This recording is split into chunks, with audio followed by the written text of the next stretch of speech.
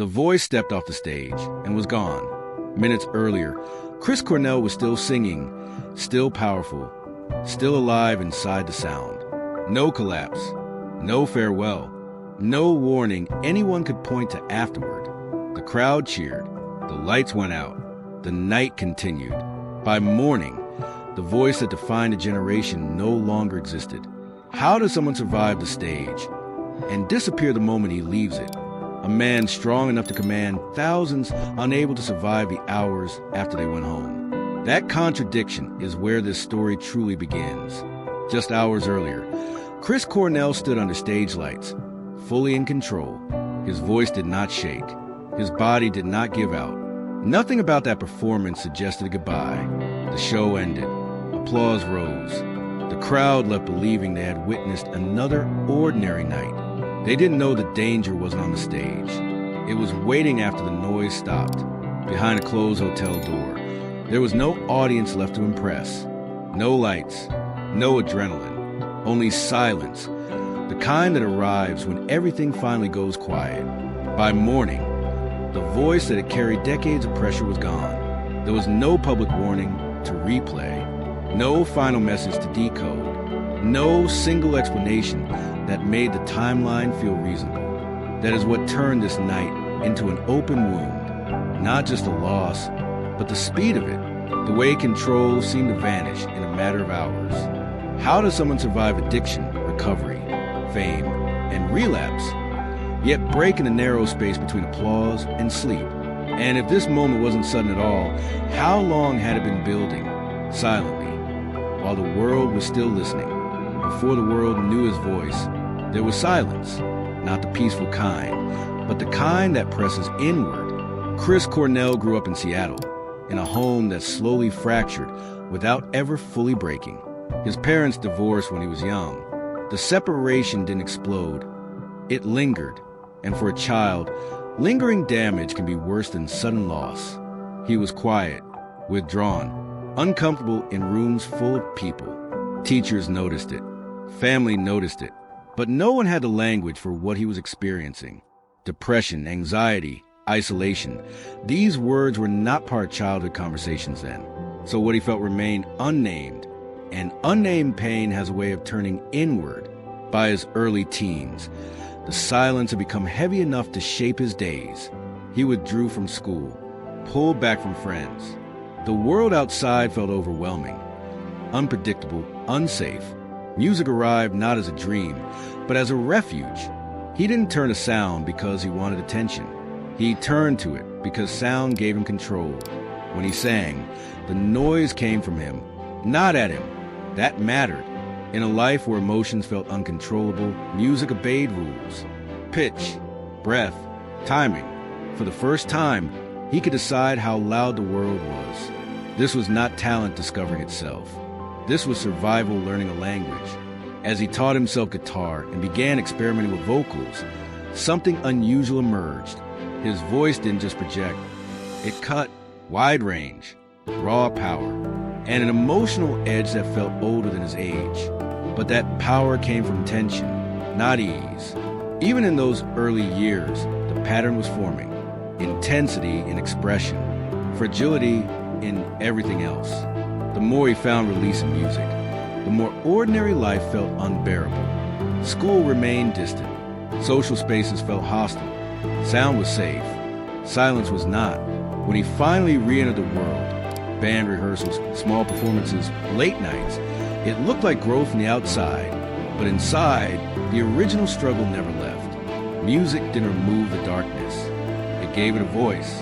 And that distinction would matter later, because when the world eventually applauded him, they weren't cheering a man who had defeated his inner war. They were cheering someone who had learned how to sing over it. This is the part of the story people rarely linger on. They jump ahead to fame, to stages, to records and legends. But the foundation was already set long before that. A sensitive mind, an unstable sense of safety, and a belief, quietly reinforced over time, that sound was the only thing keeping the silence away. So when that sound eventually became his identity, what would happen if it ever failed him? And more importantly, what would happen when the world expected that voice to never stop? When he finally stepped back into the world, it wasn't because the darkness had lifted. It was because music gave him a reason to leave the room. Seattle in the 1980s wasn't glamorous. It was damp, isolated, heavy with unfinished dreams. A place where anger, frustration, and boredom mixed into something louder. This was where he found others like him. Not polished musicians, not stars in waiting, but people carrying the same restless weight. The early bands were rough, unstable lineups, cheap equipment, practice spaces that smelled like sweat and cigarettes. No promises, no safety net. But something happened when he sang. His voice didn't blend. It dominated.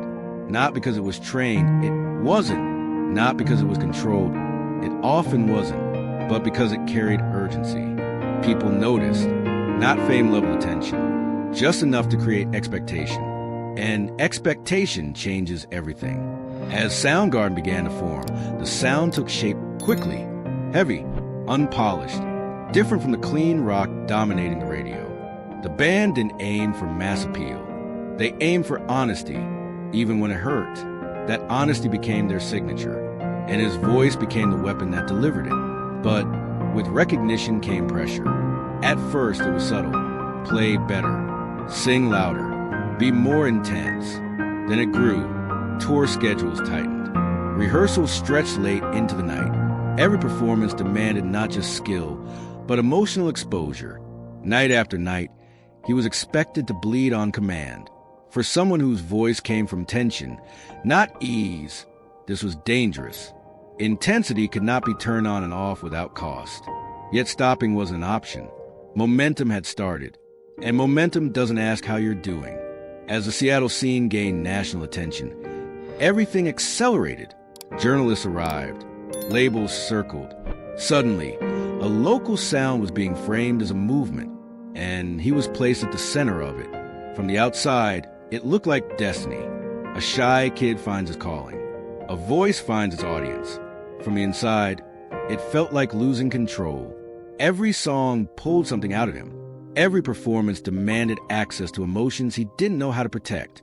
There was no separation yet between the man and the voice. No off switch. No saved version of himself away from the stage. The more successful the band became, the less space he had to be anything else. And still, the silence waited. Between shows, between rehearsals, in hotel rooms and quiet mornings. Music drowned out, but only temporarily. This is the part most origin stories skip. They show struggle and breakthrough, as if success solves the problem it grows from. But here, success amplified everything. The sensitivity that shaped his voice also made him vulnerable. The intensity that thrilled audiences also drained him. And no one around him had reason to question it, because it worked. The records sold. The crowds grew. The legend began forming. So the machine kept moving. But question lingered beneath all of it. Unspoken, unanswered. If his voice was built from tension and survival, how long could it keep carrying both the music and the man behind it? Fame did not arrive as an explosion. It crept in quietly, then refused to leave. As Soundgarden rose with the Seattle movement, the narrative formed quickly. A new sound, a new voice, a new symbol of something raw and real. On magazine covers and late-night stages, he was framed as powerful, fearless, almost indestructible. The voice reinforced the image. Wide range, unrelenting force, a sound that felt too big to come from a fragile place. Audiences believed strength was permanent because it sounded permanent. Behind the image, the pace accelerated. Tours stacked back to back. Interviews filled the days meant for rest. Performances demanded the same emotional intensity every night, without exception. There was no allowance for fatigue, no permission to be quiet. The voice had become a product, and products do not get tired. What the public saw was confidence. What they didn't see was depletion.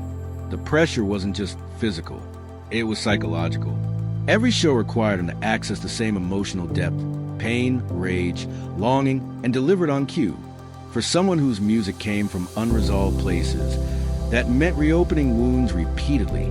There was no space to heal between them. The more famous he became, The less room there was for privacy, the less privacy, the harder it was to stay grounded. Yet the machine kept rewarding him. Sold-out venues, critical praise, a growing reputation as one of the greatest voices of his generation. From the outside, everything looked like confirmation. Inside, it felt like pressure tightening, because the image left no room for weakness. Fans didn't come to see uncertainty. They came to hear power. So power became the expectation, even when it hurt. This is where the split began to widen. The public version grew larger, stronger, louder. The private version grew smaller, quieter, more isolated. And the gap between them became exhausting to maintain. There were moments when he tried to slow down, moments when the weight felt unsustainable. But stopping felt more dangerous than continuing. Momentum had replaced choice. Silence once again became the enemy. Between shows, the quiet returned, not restful, but heavy, filled with thoughts that had nowhere to go. Music could overpower for 2 hours on stage, but afterward, the noise faded, and silence always came back louder. This is a contradiction that fame never resolves. The more people rely on you to be strong, the less room you have to admit when you are not. And when strength becomes your identity, what happens the moment you feel it slipping? As the spotlight intensified and expectations hardened, the inner conflict deepened, quietly, invisibly. And somewhere along that path, the fight stopped being just about music. It became about survival. So when success reached its peak, and the image seemed complete to the world, one question remained unanswered. How long can someone live as a symbol before the human underneath starts to disappear? The darkness did not arrive suddenly. It had been waiting, long before the headlines, long before the final night. It lived in the spaces between tours, between albums, between the moments when the noise stopped working. Substances did not enter his life as rebellion. They arrived as tools, ways to slow the mind, ways to sleep, ways to quiet the pressure that never fully turned off. At first, they seemed functional. A drink to come down after a show. Something stronger to shut the door on thoughts that refuse to rest. The industry did not question it. Few ever do, in a world built on excess. Coping often looks like commitment. What mattered was that he showed up, that the voice still worked, that the performance delivered. So the warning signs stayed private. There were periods of collapse, followed by recovery, moments where he recognized the danger, moments where he stepped back, sought help, tried to regain control, and for a while it worked. Sobriety brought clarity. Routine returned. The voice remained intact. From the outside, this looked like victory. But recovery does not erase the original wound. It only teaches you how to live beside it. The pressure never disappeared. It simply changed shape. As years passed, the expectations didn't soften, they hardened. He was no longer just a successful musician. He was a legacy voice, a standard. Every performance was measured against his past. Every new project compared to a version of himself frozen in time. And time is unforgiving to voices built on intensity. The strain accumulated quietly. Physically, mentally, sleep became inconsistent. Thoughts looped. Silence regained its weight. At some point, medication entered the picture. Prescribed, controlled, meant to help. But chemicals don't understand context. They don't know history. They don't know the difference between survival and overload. They only amplify or suppress. In a system already stretched thin, even small changes mattered. This is where things became harder to read from the outside, because he still performed, still sang, still met expectations. The image held. What no one could see was the internal balancing act. Staying functional, staying present, staying alive one day at a time. There were warnings, but they were subtle, moments of disorientation, shifts in mood, the kind of signs that only make sense in hindsight. And hindsight is always cruel. The most dangerous phase was not the chaos. It was the appearance of stability, because stability convinces everyone, including the person living inside it, that the danger has passed. But unresolved pain does not disappear. It waits. It waits for exhaustion, for isolation, for a moment when the systems holding everything together weaken. And by the time anyone notices the weight shifting, it is often already too late. This is the part of the story where people want a clear cause, a single mistake, a single substance, a single bad decision. But reality is rarely that clean. This was not one choice. It was a pattern, a long negotiation between a sensitive mind and a world that demanded constant output. And every negotiation has a breaking point. The question is not whether that point existed. It's whether anyone, including him, recognized it in time.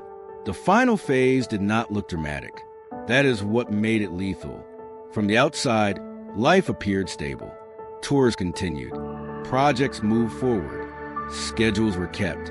He showed up. That was the proof everyone relied on. But stability can be deceptive when it is built on exhaustion. Sleep fractured into short stretches. Thoughts lost their edges, looping without resolution. Moments blurred together. Not enough to alarm anyone, but enough to erode balance. Medication was meant to help regulate the chaos, to slow the mind, to quiet the noise. Instead, it introduced new variables, subtle disorientation, changes in perception, a growing distance between intention and impulse. These were not red flags that stopped the machine. They were inconveniences that were worked around, because stopping still felt impossible. There's a dangerous belief in creative industries. As long as you perform, you are fine. And he performed. Night after night, the voice held, the body followed. The audience heard power, not warning. But the margin for error was shrinking. What few people understand is how thin that margin can become. When mental strain, physical fatigue, and chemical influence overlap, control doesn't vanish. It slips, not in a dramatic collapse. In a moment where judgment is delayed, where consequences feel distant, where the body moves before the mind fully understands why. That is what makes the final hours so difficult to explain. Not because they are mysterious, but because they are painfully ordinary. There was no grand farewell, no long goodbye, no clear signal that this was the end. Just a man who had spent his life outrunning silence, left alone with it. By the time anyone realized something had gone wrong, the balance had already tipped. And once it does, there is rarely time to correct it. This is a truth people struggle to accept. Not every tragedy announces itself. Some arrive quietly, disguised as another normal night. The final outcome wasn't the result of a single failure. It was a convergence of everything that came before it. Years of pressure, unresolved pain, a system that rewarded endurance over rest. So when we return to that night, the one after the show, the question changes. It is no longer what happened. It becomes something far harder. How many times had he come this close before without anyone noticing? From the outside, it looked like a return, a control life, a man who had been through the worst and survived. There were new projects, new collaborations, a sense, at least publicly, that the storm had passed. He spoke about recovery with clarity, about awareness, about the importance of staying present. People wanted to believe this chapter meant redemption, that the story had turned a corner, and for moments, it truly felt that way. He sounded grounded in interviews, focused, deliberate with his words. The voice was still there, older, weathered, but intact. To fans, this looked like proof that talent, discipline, and experience could outrun the past. But reinvention is not the same as repair. The structure of his life hadn't truly changed. It had only become quieter. The demands remained. Tours still required travel. Performances still demanded emotional excavation. Each show still asked him to access the same internal places. Only now he had less energy to recover afterward.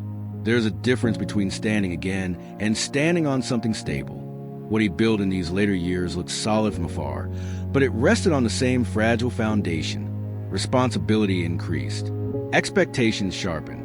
The margin for error narrowed even further. And there was something else. Age. The body doesn't recover the way it once did. The voice doesn't forgive strain as easily.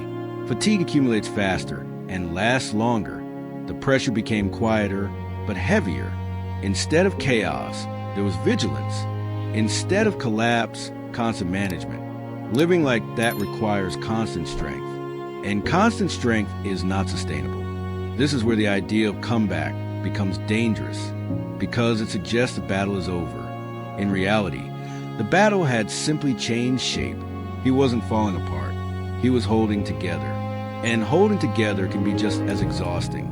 So when people looked at this period and saw stability, they missed the cost of maintaining it. They didn't see the effort it took to remain functional, to remain professional, to remain the voice. And that effort never showed on stage. Which brings us back to the question that haunts this story. If he had already survived collapse once, what made this time different? And more importantly, how do you recognize the difference between rebuilding a life and simply delaying the moment it finally runs out? After the silence, the world tried to make sense of what it had lost. Articles appeared, tributes poured in, clips of his voice circulated again, louder than ever. People replayed performances, searching for clues. A glance held too long, a note pushed too hard, a moment that might explain everything. None of it did, because legacies are built from what remains, not from what went wrong. What remained was a voice that changed the shape of modern rock, a sound that proved vulnerability could be powerful. That pain, when given form, could connect millions who never met. You can hear it in the artists who followed, in the way emotion is allowed to crack through control, in the permission to sound human, even when it hurts. But influence is not the same as understanding. For many, his story became a cautionary tale about mental health, about the cost of constant performance, about how easy it is to mistake functionality for safety. Yet even that framing feels incomplete, because he was not defined by the way his life ended. He was defined by how much of himself he gave away before it did. Every song carried a negotiation between strength and fragility. Every performance asked him to reopen something personal. And he did it anyway. That generosity is part of the legacy, too. The uncomfortable truth is this. The world benefits enormously from people like him, while rarely knowing how to protect them. We celebrate intensity. We reward endurance. And we often notice the cost only when the voice stops. So when his music plays now, it carries a different weight. Not just nostalgia, not just admiration, but awareness. Awareness that brilliance and suffering can coexist. That talent does not immunize anyone against silence. And that the loudest voices may be covering the quietest battles. This is not a story about failure. It is a story about limits. And about what happens when those limits are crossed slowly, invisibly, while the applause continues. So when you hear that voice again, strong, soaring, unmistakable, there's one question that lingers beneath the sound.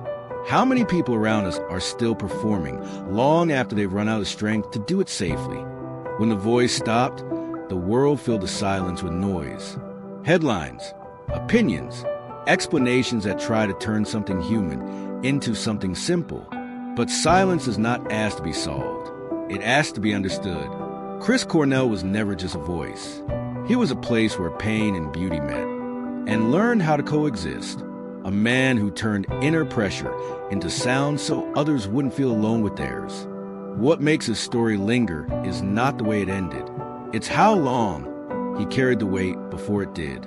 For decades, he gave people permission to feel deeply, to hurt, to question, to exist without pretending everything was fine. And yet, in the end, he was expected to do exactly that. Be fine. Be strong. Be the voice. There's a lesson here, but it isn't moral. It isn't clean. And it isn't comforting. It is simply this. Survival is not a performance. Someone can sing perfectly and still be in danger. Someone can function, deliver, and smile while quietly slipping. The silence that followed his final note forces us to listen differently now, to hear what is beneath the sound, to notice the spaces between applause and exhaustion, because the most dangerous moments rarely announce themselves. They arrive after the lights go out, after everyone goes home, when there is no audience left to hold someone together. And maybe that is why his voice still hurts to hear, not because it reminds us of what we lost, but because it asks us something we don't like answering. When the people around us are still standing, still working, still performing, how do we know they're truly safe? And if we don't know, are we really listening at all?